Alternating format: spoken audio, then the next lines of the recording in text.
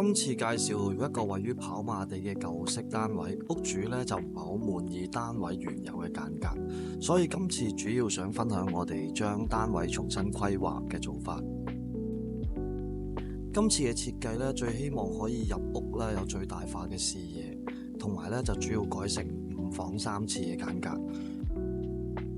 如果想保留比較大嘅客廳比例，五門歸心嘅佈局呢就在所難免。所以設計上嘅重點呢，要處理嘅就係呢6隻門嘅位置。喺梳化背嘅通道位置呢，做咗3個最難處理嘅房門入口啦，令到走廊嘅視覺可以融入到客廳。而另一個入口呢，就設定咗喺原有建築柱擋住嘅位置，令到視覺就唔係太明顯。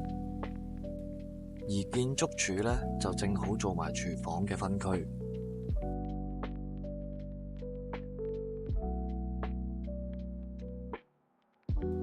而工人房嘅入口呢，就喺廚房裏面。呢個單位尺寸要做到5房3廁呢，傳統嘅走廊就變得好奢侈。用5門歸心嘅佈局，換嚟更加方正實用嘅客廳，你哋又會唔會咁樣做呢？